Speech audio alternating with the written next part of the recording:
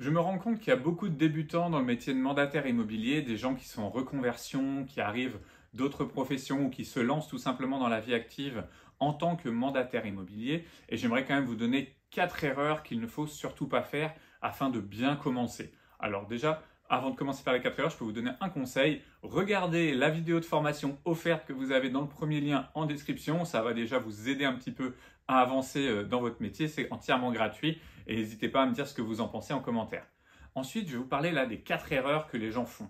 Donc la première, elle revient un petit peu avec ce que je viens de vous dire, c'est ne pas être formé. Honnêtement, voilà, il y a trop de gens qui prennent ce métier comme un métier de commercial basique et tout ça et qui ne sont pas formés au métier, qui ne connaissent rien. Ça, c'est une erreur majeure. Aujourd'hui, pour se former dans tous les réseaux, vous avez soit un coach, soit beaucoup de e-learning. En tout cas, vous pouvez apprendre. Vraiment, lisez toutes les vidéos de e-learning que vous avez. Faites directement vos 42 heures de formation loi Allure qui vont vous permettre de connaître beaucoup de choses et du coup d'avoir quand même, vu que vous n'avez pas d'expérience, vous allez quand même avoir des connaissances. Alors même si le plus important à la fin sera l'expérience, mais quand on n'a pas d'expérience, il faut au moins des connaissances. Donc pour ça, formez-vous. Il y a YouTube, si vous êtes en train de me regarder, regardez toutes les vidéos de la chaîne. Franchement, vous allez apprendre plein de choses et ça va vous permettre d'avoir plus d'assurance avec vos clients et de pouvoir être plus efficace. Et d'ailleurs, une petite aparté, je vois beaucoup de gens, des fois, ils ne connaissent pas la réponse avec un client, ils essaient de répondre. Franchement, être un professionnel, c'est aussi de dire « je ne sais pas, je vais me renseigner ». Quand vous n'avez pas la réponse, vous dites « je ne sais pas, je vais me renseigner ». Et vous rappelez le client une heure après ou le lendemain, voilà, j'ai trouvé la réponse, voilà la réponse à la question. Et vous verrez, là, vous serez vraiment professionnel et c'est beaucoup mieux qu'essayer de sortir une réponse où vous n'êtes pas sûr de vous, vous allez baragouiner quelque chose qui, en plus, souvent, ne va même pas être vrai. Donc voilà, soyez vraiment là-dessus.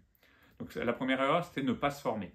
La deuxième erreur, c'est quelque chose de très classique, ne pas faire de prospection, ou en tout cas ne pas faire de vraie prospection. C'est-à-dire, pour moi, la prospection, ce n'est pas aller mettre des flyers dans des boîtes aux lettres. Non, il y a des choses beaucoup plus importantes à faire. D'ailleurs, la semaine dernière, il y avait une vidéo qui était sur la prospection. Allez la voir, ça vous explique un petit peu ce qu'il faut faire en prospection. Mais la prospection, si vous n'en faites pas en tant que débutant, votre métier, autant l'arrêter tout de suite. La prospection, c'est obligatoire. Je ne dis pas que c'est la chose la plus agréable, je ne dis pas qu'on doit en faire toute sa carrière. Moi, ça fait 17 ans que je fais ce métier, je ne fais plus de la vraie prospection comme j'ai pu faire au départ, à frapper à toutes les boîtes aux lettres tous les jours de la semaine et autres, mais je continue à faire de la prospection de façon un petit peu différente. C'est-à-dire que je vais continuer à avoir des relations avec les commerçants, avec mes apporteurs d'affaires. Je vais quand même me trimballer dans mon quartier pour être vu et reconnu, donc ça, c'est très important. Mais là, il y a trop de débutants que je vois qui ne veulent pas faire de prospection, qui se disent qu'on va pouvoir tout faire autrement. Et c'est une très très grosse erreur si vous voulez durer dans le temps.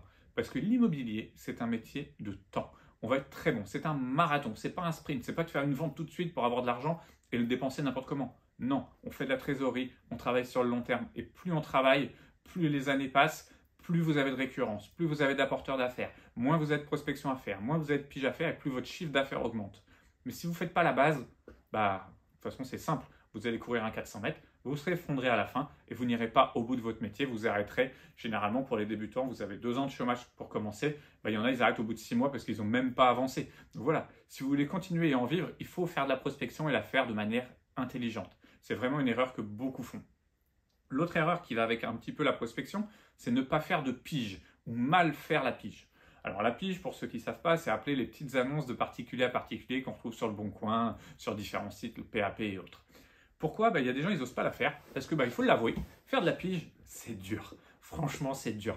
Prendre son téléphone, appeler 10 personnes, se faire raccrocher au nez 5 fois, insulter 3 fois, avoir peut-être un rendez-vous sur 10, c'est dur. C'est pas facile, mais c'est formateur. Il faut faire un maximum de pige. Il faut rentrer dedans. Parce que faire de la pige, ça vous permet déjà de casser un petit peu l'appréhension qu'on peut avoir après quand on va rencontrer des clients. Ça va vous permettre de rentrer des mandats plus facilement et plus rapidement parce que si vous attendez d'en rentrer que par connaissance, par information, par prospection, ça va être long. Donc il faut mieux faire de la pige et ça va vous former à bien connaître les valeurs des biens et de voir un petit peu tous les biens qui peuvent exister sur votre secteur. Parce que quand vous allez faire de la pige, vous allez essayer d'avoir un rendez-vous, vous allez vous rendre chez les gens et du coup, ça va vous permettre d'apprendre plein de choses. Voir comment c'est, avoir le contact humain, apprendre à rendre une estimation, apprendre à remplir un mandat de vente pour pouvoir après être efficace. Donc je sais que c'est dur, surtout quand c'est écrit agence s'abstenir. J'en ai parlé il n'y a pas longtemps là, avec quelqu'un que je suis en accompagnement, parce que maintenant vous avez des accompagnements qui sont possibles, mais j'en reparlerai un petit peu plus en 2024. Ben voilà, ça me posait la question sur est-ce qu'il faut appeler les personnes où il y a écrit pas d'agence, agence s'abstenir.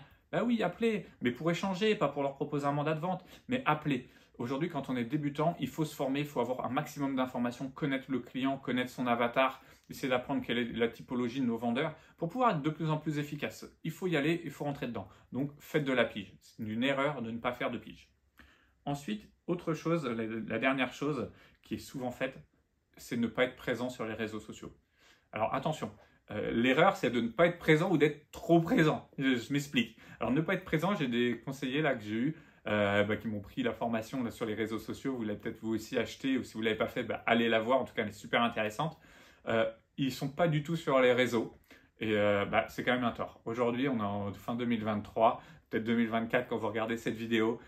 Il faut absolument être présent sur les réseaux. Mais pas sur tous les réseaux, pas n'importe comment, mais au moins sur un, voire deux réseaux sociaux pour prouver qu'on existe. C'est vraiment une preuve sociale aujourd'hui les réseaux. Il ne faut pas y poster n'importe quoi. Il y a plein de choses à poster pour donner de la valeur aux gens et autres. Le but n'est pas d'être un influenceur, je l'ai déjà expliqué plusieurs fois sur la chaîne, mais c'est de poster des choses.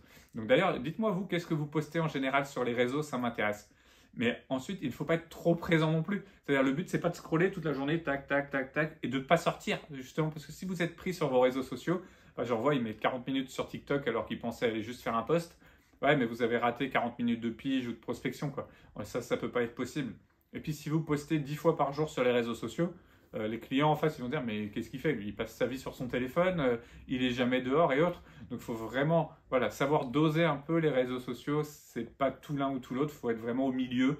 Donc, être présent, c'est obligatoire, mais ne pas être surprésent et ne pas passer trop de temps dessus parce que ça bouffe le temps. En plus, on sait, les réseaux sociaux déforment la vérité, c'est-à-dire qu'il y a plein de gens, ils vont faire que de poster, j'ai un truc à vendre, j'ai fait le notaire, tout ça. Vous allez voir que ça parce que vous allez suivre que des conseillers immobiliers. Or, ce n'est pas la réalité. Là, en ce moment, on sait que le marché il est difficile pour tout le monde. Moi, voilà, ça fait 17 ans que je fais ça. Je fais moins de chiffre d'affaires que ce que j'ai pu faire au début d'année. Donc voilà, il faut l'avouer, il y a un peu moins de visites. Maintenant, on fait du chiffre quand même quand on est bien organisé, qu'on est bien formé et qu'il y a l'expérience. Mais c'est plus dur. Donc c'est pour ça qu'il faut vraiment continuer. Donc voilà, pour résumer un petit peu, être bien formé, faire de la prospection, faire de la pige, être un petit peu présent sur les réseaux sociaux, c'est 4 choses primordiales à faire. Donc si vous ne les faites pas, c'est vraiment 4 grosses erreurs. Donc voilà, si vous avez suivi jusqu'au bout, n'hésitez pas à me le faire savoir en écrivant erreur dessus, ça m'intéresse en commentaire, comme ça je saurai qui était là jusqu'au bout. Dites-moi ce que vous pensez de ce type de vidéo et moi je vous dis à très bientôt et surtout, travaillez, formez-vous et soyez efficaces.